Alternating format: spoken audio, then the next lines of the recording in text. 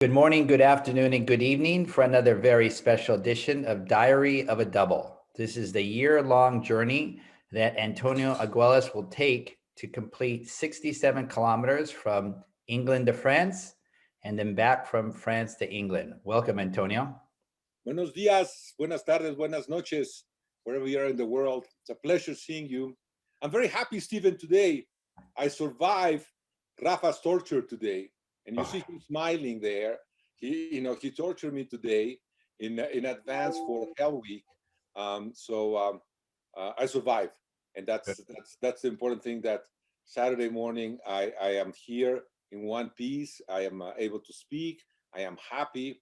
I'm drinking my Corona, my beer, and having a sandwich because I haven't had breakfast. And so I'm having a breakfast of champions. Good, good. So before we discuss Hell Week, what did you do today? Rafa had me doing, we started at 6 o'clock in the morning. Well, started at 5 o'clock in the morning.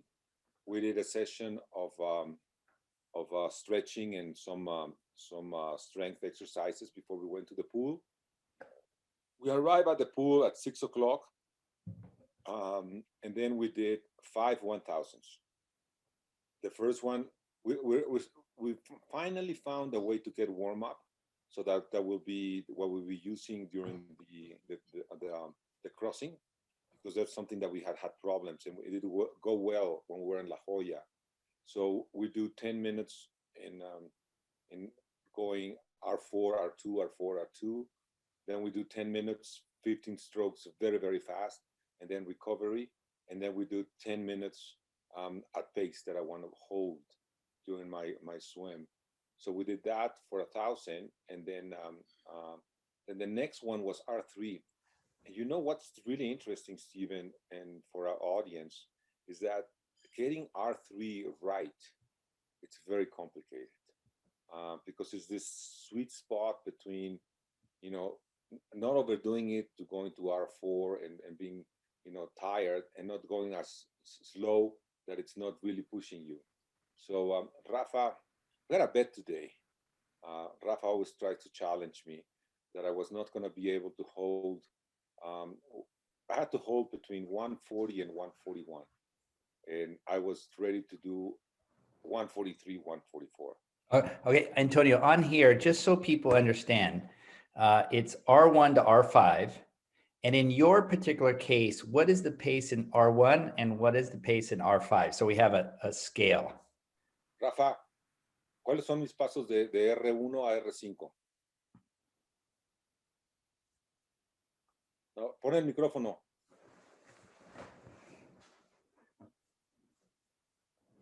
Rafa, estás en mute.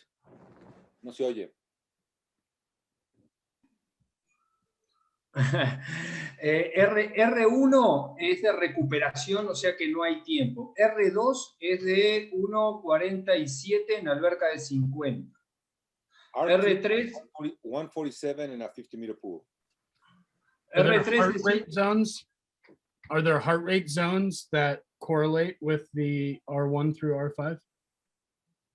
Yes, in my case, R3, I should be around 130, 135. So threshold? Yeah, it's threshold. So R1 is just recovery. R2 is 147. R3? 141. R3, 141. R4, 137. And R5, under 130. No puede haber una diferencia de 10 segundos. Lo importante, no puede haber una diferencia de 10 segundos entre el R4 y el R2 en la para recuperar el R4. We try not to have a difference between R2 and R4 bigger than 10 seconds. Okay. And that's complicated. So today was I was able to hold.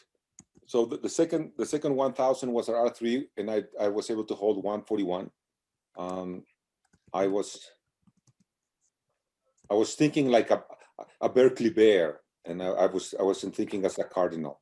So I thought I was going to be able to make it at 141, but I did make it 141. Then the next 1,000 was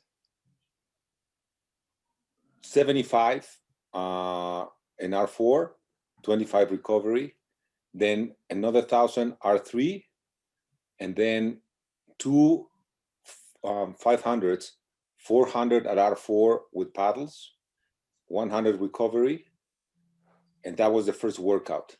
Okay. Then we rested. Let me ask you there. When you go, when Rafa says R3 or R4 or R5, whatever the designation, what do you do consciously to increase or slow down that pace? Does your arm stroke get faster? Do you start kicking? Do you roll more? What do you practically do you do? Two things: pulling. R4, it's our Viking. You know, we always have to think about the sea. It's our Viking, stroke. Like you go boom, boom, boom.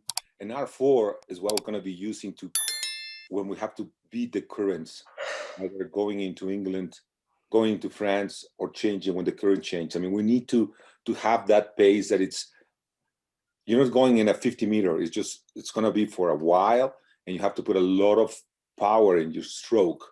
R4, like the 75s, is more kicking. And when I do R3, and this is something that Rafa and I have been working this season, is I have to kick more, and I'm kicking more in R3, and R2 is just recovery. I mean, I recover. When I think of a stronger kick, this is a question to you and to Rafa. When I think of a stronger kick, I think that your body position improves more. So your lower body increases. More rotation. And then you're more streamlined in the body. Is that the purpose of kicking more and picking up your speed? Yeah. Okay. Picking up my hips higher and rotating more. Okay. And so now I understand, I think, why Rafa and you are working so much on your core and on your dry land work, because to increase your kick, to increase the position of, improve the position of your body, your core needs to be a lot stronger than it was before. Is that okay? Definitely. Okay. And he's being on my case. Now I have some very bad exercises that I don't like, Stephen. That's part of Hell Week that we started. It's you know when you start doing things that you don't like, you know that you need to do them. Yeah. So, and that's what Rafa and one thing that happens. Rafa is a very good friend of mine, as many as you are, but he has no concessions to me. I mean, we can be very good friends. We are partners in business, but he's my coach, and I respect him in every manner. When he says something I have to do, the only thing we're struggling is when I use paddles or not. But anything else, I just he doesn't tell me what to drink, so I don't tell him how to coach me. I explained what Rafa's doing to you, meaning he's asking you to do things you don't like, the same way a parent asks their children to eat vegetables. Yes, so exactly. Rafa's giving you vegetables in order to make you complete the double. Yes, exactly. Yes.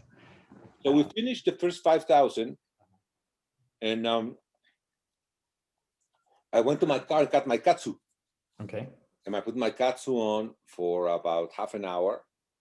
I rested, and after 2 hours and 15 minutes, we went back to the pool. Okay. And we did 6 5,000s, and the 500s were 6 500s were 300 at R3, and then 200, 12.5 all out recovery. So by the fourth 500, my arms were just like, just tired. But what is really interesting, Stephen, is what I was thinking when I went back to the pool is that I was tired. The same way I'm going to be tired going back to England. Oh. I'm sure I'm going to be tired, but that helped a lot in thinking about the stroke and how I was pulling and not increasing my heart rate, and then having to do those changes of pace. That helped a lot. It was a good good workout in terms of the mental stress that it took to do it. But that's something that we want to start doing on Saturdays, and obviously when we go to Hell Week, is do 2 workouts in a day, and that complicates things. When I think of swimming freestyle, I think how complicated a motion it is, because we're breathing and we're moving our neck left to right. And we're moving our arms around in a circle, and we're moving our legs up and down. So we've got our head going left and right. We have our arms going around and around, and we have our kick going up and down. 3 completely different motions. And quite often, I know people feel sore. They feel sore in their neck, their shoulders, their hips, whatever. Do you feel any soreness given this repetitive motion of left to right, up and down? Yeah. When I wake up in the morning, my lower back hurts. That's something that happens, and I need to warm up. One thing that has gone away is the soreness of my shoulders. With the weight training, the strength training, that hasn't been a problem. Okay. But this week, I'm glad you asked me that. We've been working with my mental coach in a new series, and we started that last week. And the way he explained it to me, unfortunately, he doesn't speak English, but you would love to have if you heard him, you would love to have a lot of fun. Rafa knows him very well because they work together.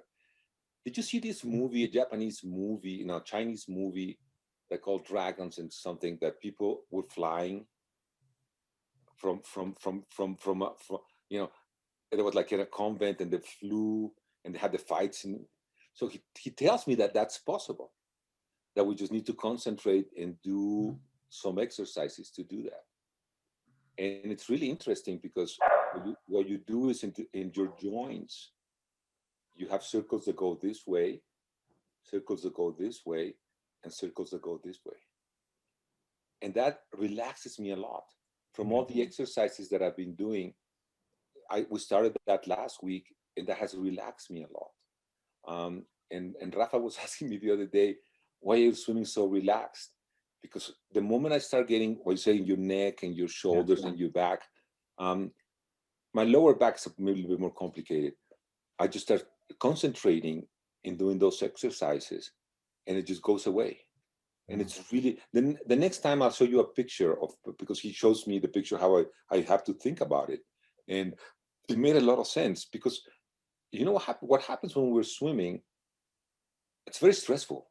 At least for me, sometimes it's very stressful, because you're thinking of the pace, and you're thinking about the stop, when you're going to go and do the paces, and if you're going to be able to hold the pace that your coach wants, and you need to relax.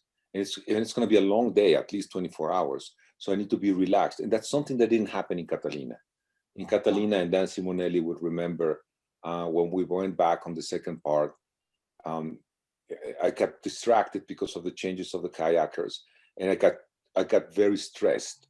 And that's something that you need to be able to do, is forget the stressfulness of the swim and concentrate just on your pace and your strokes.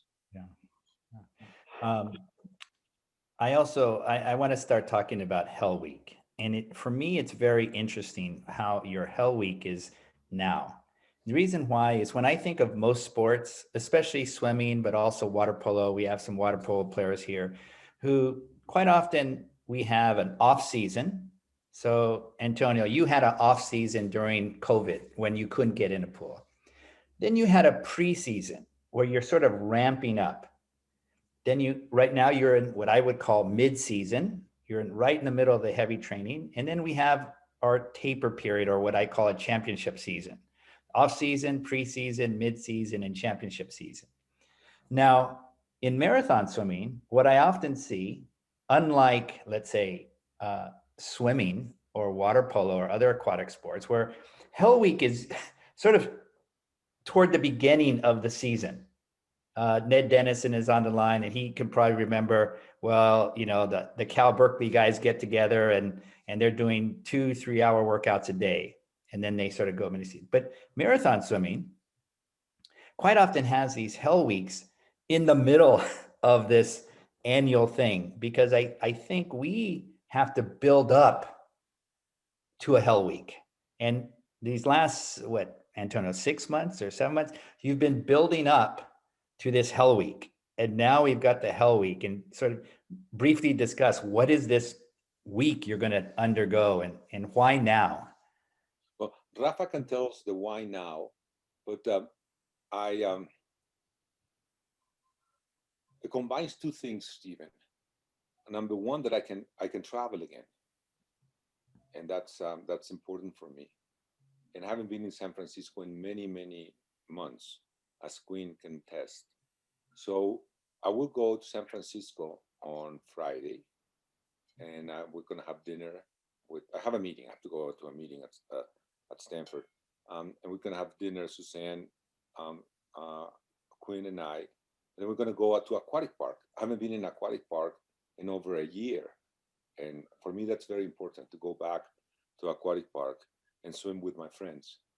Then on Friday or Saturday, I gonna see with Jimena. We're gonna go and see her godfather, in LA. We're gonna have dinner there, and then I'm gonna go swimming with you on Sunday, and that's gonna prepare me mentally. So I'm gonna be very relaxed. I've seen my friends, and I'm ready for what Rafa has in store for me. And we're gonna go from Monday till Saturday, 3 hours a day, 2 in the morning, 1 in the afternoon, and that's complicated. That's we already have one workout that we want to go in and out of the cove. So to prepare for what's going to be going in and out when we arrive in France, and you know, hopefully the water won't be as cold as it was the last time. But those workouts will start at 6 o'clock in the morning, and you have to think about starting at 6 o'clock in the morning. We're going to swim from 6 to 8, then we'll rest and I'll have a breakfast.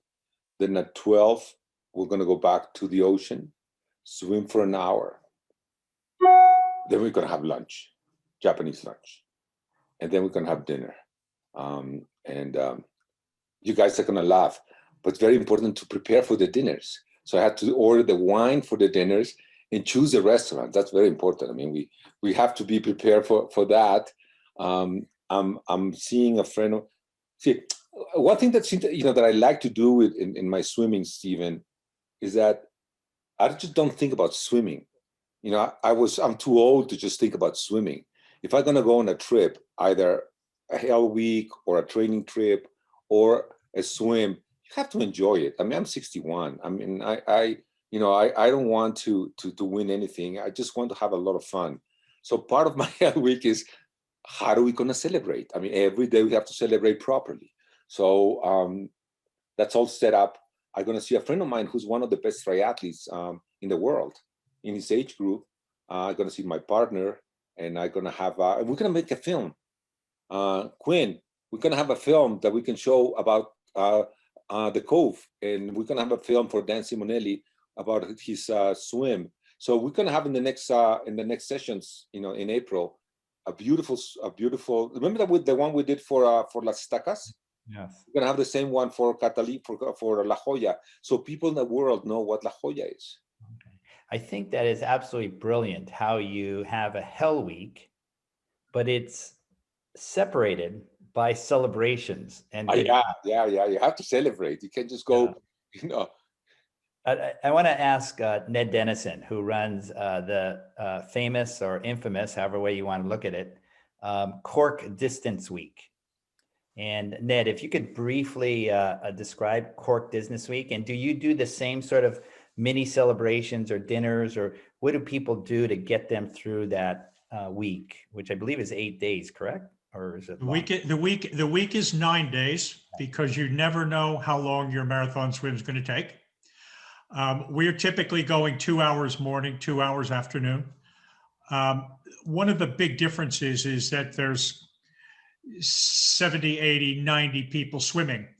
So and I'm sure Antonio can relate to this, it's much easier to swim with 3 or 4 people your speed than it is to swim alone. Particularly if those people are 1% faster than you. Magic. Those people are getting together immediately after for hot soup to complain. Groups are going to dinner, groups are going to lunch. Different people are staying in different places with people they've never met. So there's a very festive atmosphere. And there's some people who just get a room alone and sleep the entire time when they're not swimming. There's a couple of things we do differently during that week.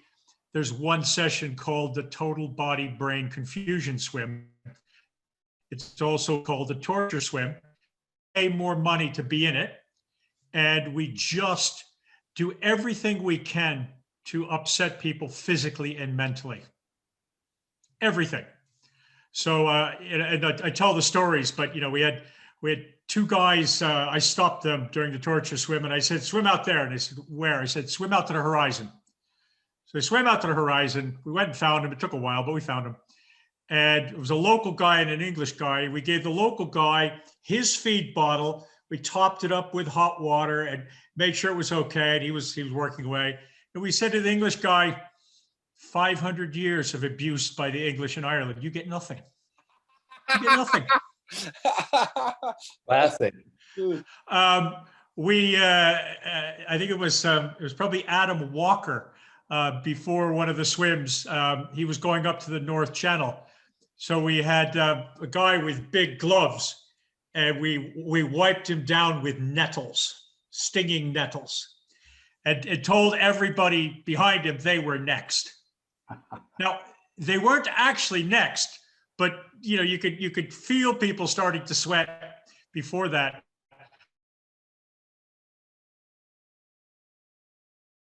His phobia was having to swim around a boat.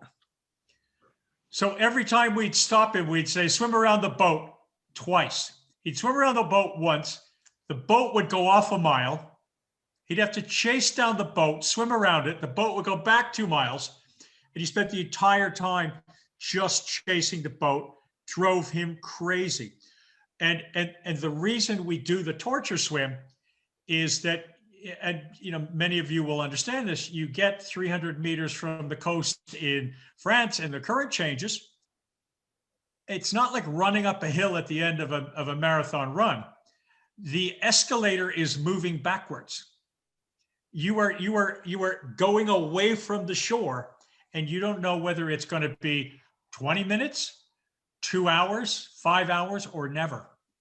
And we want people mentally to go into what Antonio describes, I think, as the R5 or something, the number 5, which is put your head down, don't think, and sprint. And then the added benefit is they get to say to themselves, well, at least it was Mother Nature and not Ned that's causing me to do this. And then so this I think one of the real magics is you get to swim with a group of people for most of those sessions. And for a lot of our people coming, cold water is something they're not used to. For me, Steve, Hell Week has to be in that mid-season, because if you do it too soon, you're just going to get injured.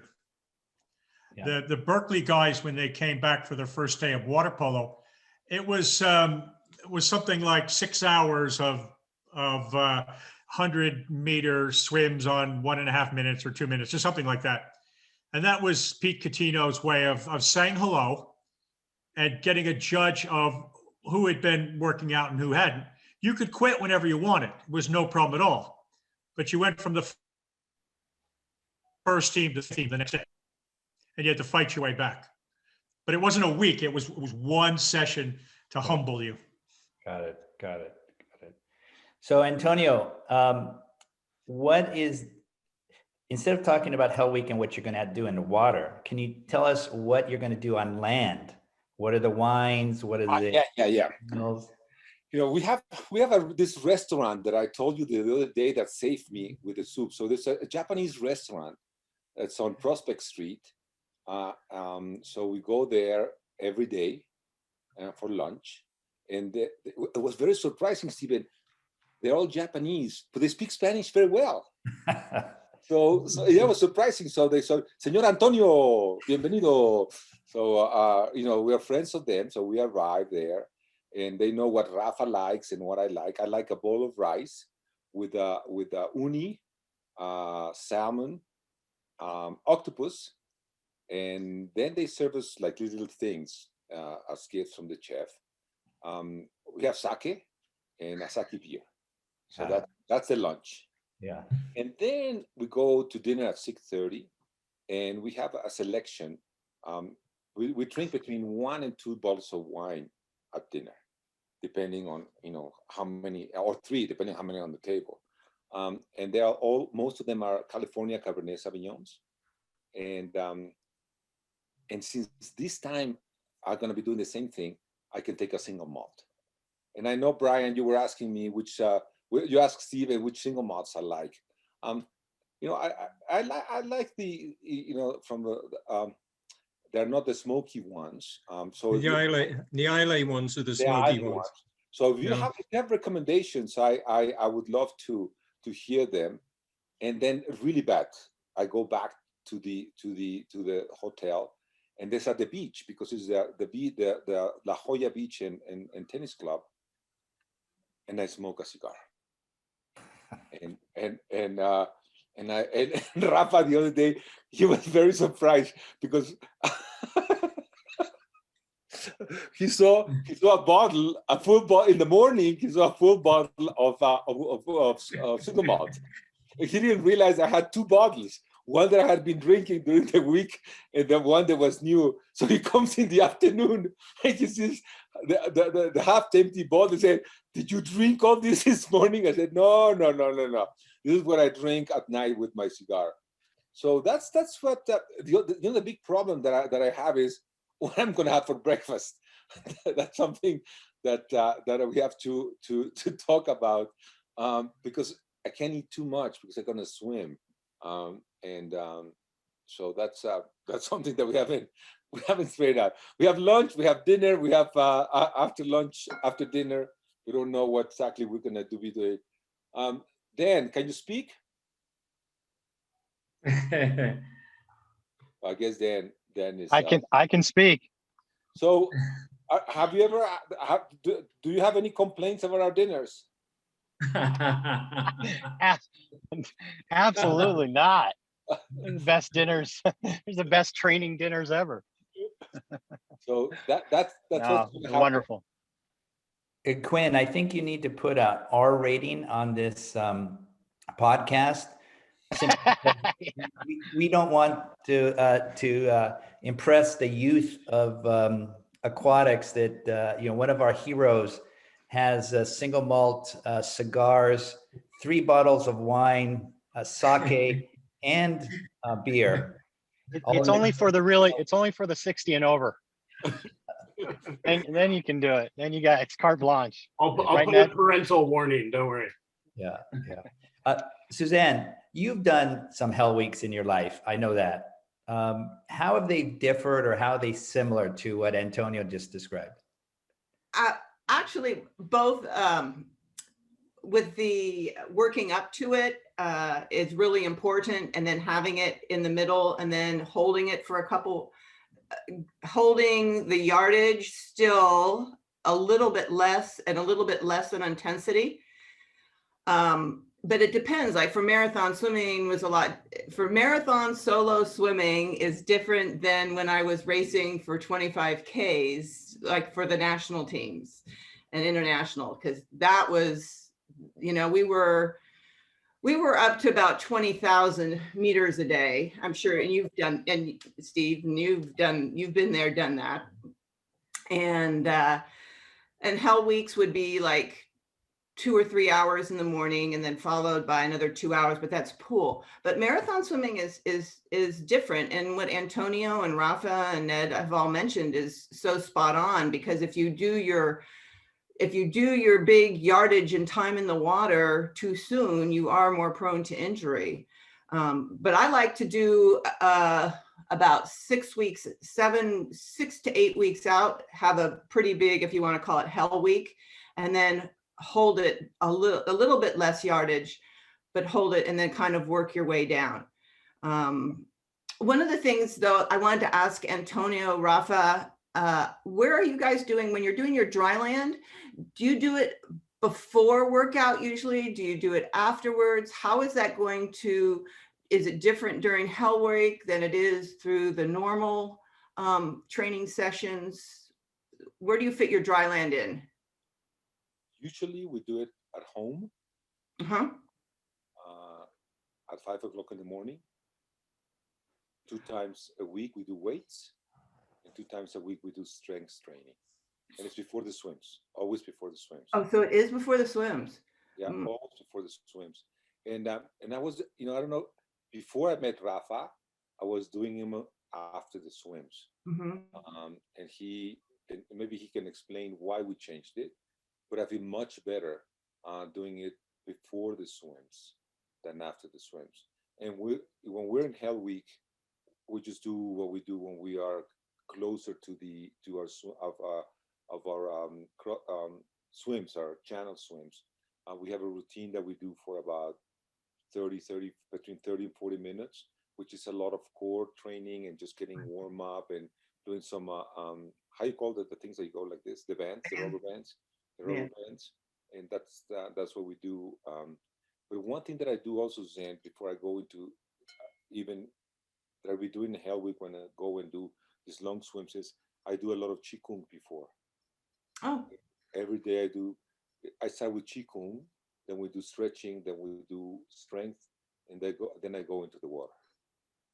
So it takes about an hour and 15 minutes Before going into the water.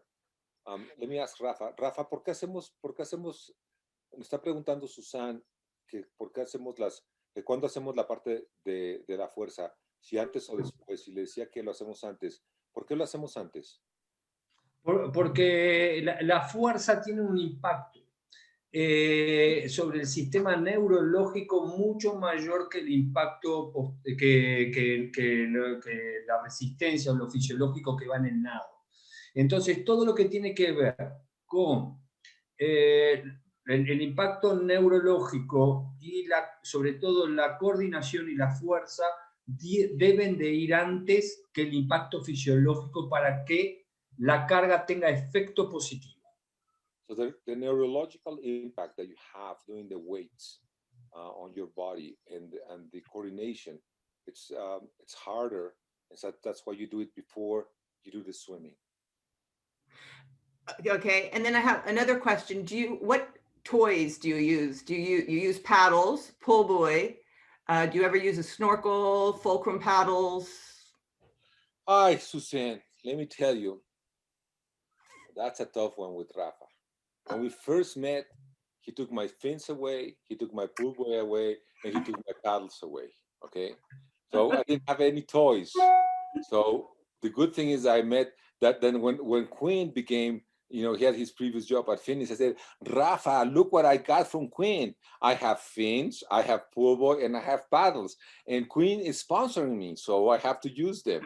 So no, we use very few toys. Okay. The toys we use. I would say that the most that we use is the fins because of we're trying to do more kicking, but the paddles and the pull buoy are on the dark side of the moon. And Rafa, his comments every time is, do you want me to pass you paddles and pull buoy when you are arriving in France and the current is changing? Are you going to be using them? So if you're going to be using them, so take them right now. That's your choice. Okay. So there, remember the Tom Hanks movie that he had the ball with the eyes, the smile. So Rafa puts the pull buoys and the paddles. He says, "Well, they're there. It's your choice. But just remember, when you're getting to France and you can't break the current, are you going to use them?" So he's tough on me. He's tough. Suzanne, before Stephen asks you a question, Quinn tells me, and you have to tell me Friday all the story about it, that you beat him swimming. So if you beat Quinn swimming, you are gonna run over me. So are you gonna be gentle with me when we go to aquatic park, or you're gonna be just going there? You know, I'm a slow swimmer. I'm an old man, Suzanne. You have to think about that. Antonio, be very afraid. She is one tough cookie. She beat me up and down the pool growing up when she was 20 years older than me, and it was embarrassing. Well, I just want to know how embarrassing I will be, because after we swim, we'll have this show, and you will, Suzanne, you have to be very nice to me and say that as Ned said, you're just going to be in front of me and taking me very nicely and pacing me, and it's going to be a friendly swim, because, you know, forget health swims. Quinn has been telling me everything about you. I can't sleep about it. I mean, I'm just going to be run over at aquatic park. I mean, I have a reputation to keep. I mean, Well, what does Rafa think I should do? ¿Qué crees que tenga que hacer, Rafa? ¿Que me gane? Well, I'll play nice. I'll play nice, Antonio. Okay, that's good.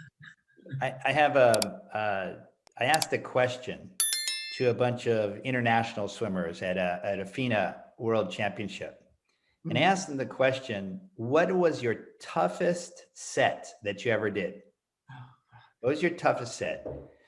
And I knew, and all the athletes were there. They were from Australia, the US, Great Britain, Mexico, et cetera. And they were all between 18 and I'll say 26.